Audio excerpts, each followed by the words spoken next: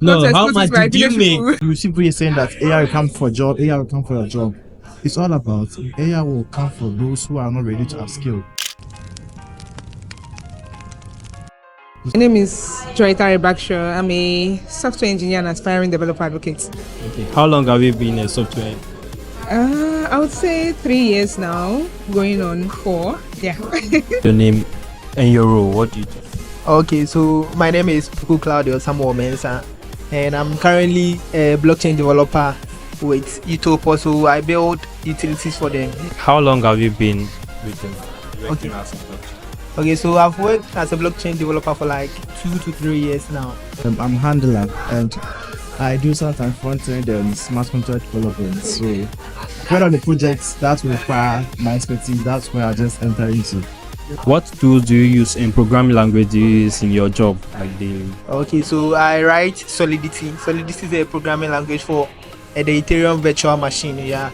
And then the tools that I use Foundry for developing my tools. So Foundry will be more like Nest.js, something like that sort, right? It helps you build better smart contracts. Yeah. I do JavaScript, I do Rust, I do Solidity, and then and Python.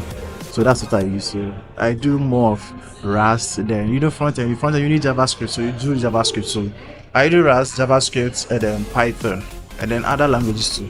Anything that, so at times I learn the language as a hobby, not for building projects. What do you enjoy about your work as a Web3 developer, or the rewarding part of being a Web3 developer?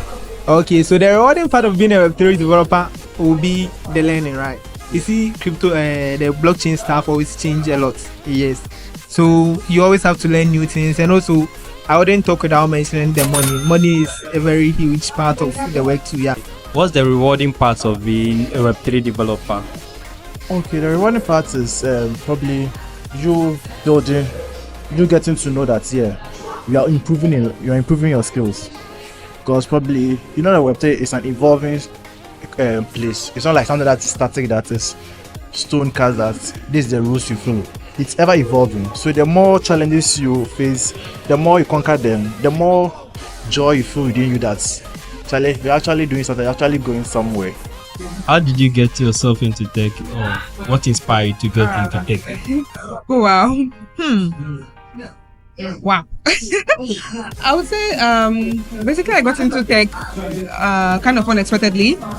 I was in the business field right from when I was young, and then I just started building like solutions to aid management, right, to prevent me having to manually record stuff. And I just saw that, okay, this is nice, like having to just sit and build something to make work easy. And so I was like, okay, I want to learn how to code. So I took a free courses like I think 7 years back there. About I was so young, I didn't know what I was doing. I think that was Java, but then.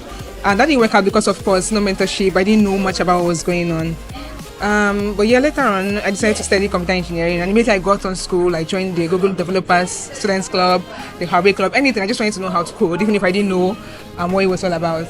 But yeah, I think that's what got me into tech. And lately, just being able to build solutions that makes people's life easy.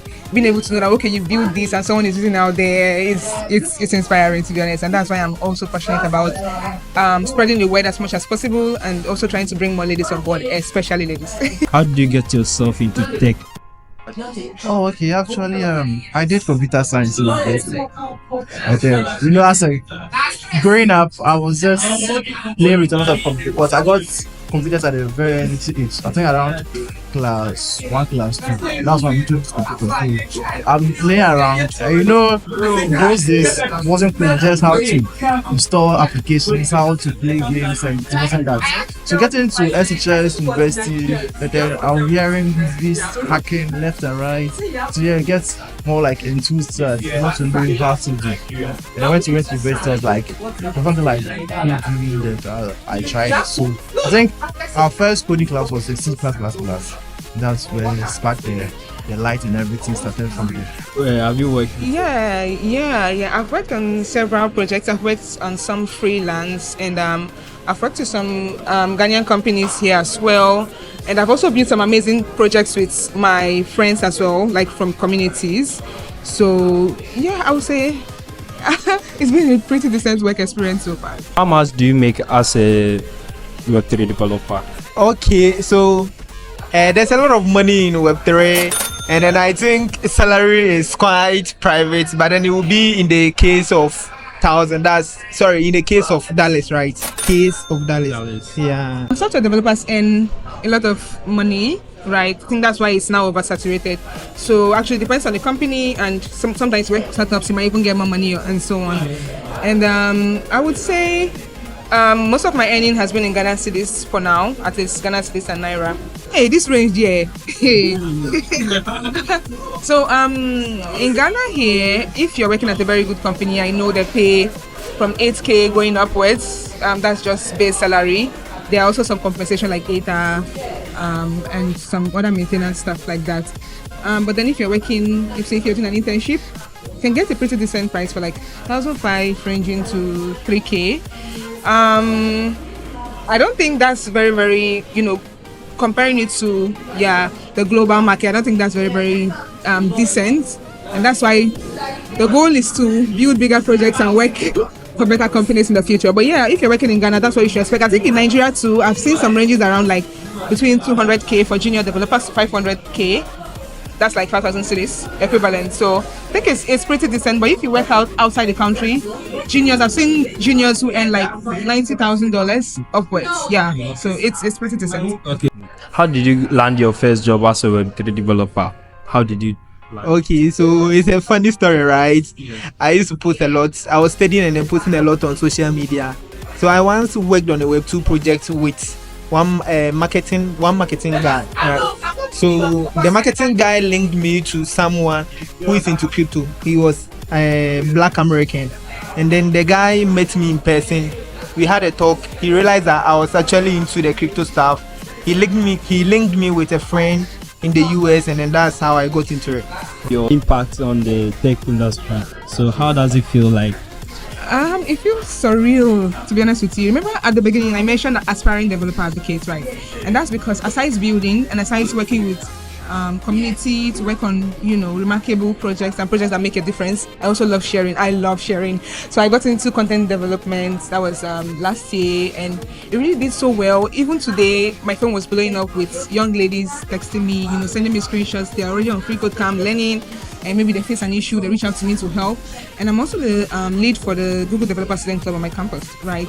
So it's all about sharing, right? I realized that community has done so much for me. Being able to have mentors and people to guide you. There were some mistakes I wouldn't have made if I had that earlier. So of course, I'm sharing. And then I have people reaching out to me from Nigeria too, a lot actually. And just for them to see that this is possible, that's it for me, right? Just for them to see someone else doing it and know that, okay, this is something I can also do. Where can I start from? That's also something good. And then last year, as much as I shared video content, I also want to go more deep into it, especially on my YouTube channel this year. And then I'm also releasing a blog series this Saturday, funny enough. I think the name of the blog is Build Break. Build Break, Debug and Repeat. So yeah, I want to go deep into my technical writing, because some people enjoy video content, some people enjoy written content when they're learning. So I'm on Hashnode. I think Joy's blog, I don't know, I'll just give you the link later. But yeah, I'll start that series and I'll be sharing a lot. Why did you choose Web3? Okay, Web3. Actually, Web3 is actually like where I see myself as I belong. Because I look at the opportunity that the decentralization, transparency, being your own data, as compared to someone somewhere who's controlling your whole styles and you don't have control, right? They can shut down your system at any time. With those financial sectors, you can just wake up one day to tell that it has collapsed and you can't withdraw your funds. But with Web3, there's no way you get that kind of news. It's just decentralized, you control your own money. So that's one of the main reasons. But decentralization, the transparency of everything, that's why I intended to use. What one piece of advice will you give it to someone getting into tech? Okay, I would say start now, and most importantly, build in public. Be okay to fail in public. Share as much as you can share. Nobody will know you as good as you are, or you're into something till you share, right? So that's what I would say, because I've seen many amazing people who know their stuff, but then when you go to their LinkedIn, it's empty. And then I've seen people who are also learning, and then they reach out to me, I'm looking for such opportunity, and then I go to your LinkedIn and then I don't see anything So what am I recommending you for? How can I even know you do a particular thing, right? So I've been able to mentor a lot of girls to set up their LinkedIn accounts. Most of them that also end up getting job opportunities, remote job opportunities, even whilst they're still in secondary school and universities, right? So I would say build. Don't be afraid to start, especially as a woman. And then most importantly, share. Even if you're not a pro, you don't have to be an expert to share. So yeah, just build and share. All I'll say is that right now we are going digital, so it's better for you to get to learn something, even if you are not in a non-technical aspect. Learn some bits of technology, some bit of tech. Learn how to maybe to do something online. So right now we are now moving from the manual system to the like online system. Everything just online. So your skill that we see people saying that AI will come for a job, AI will come for a job.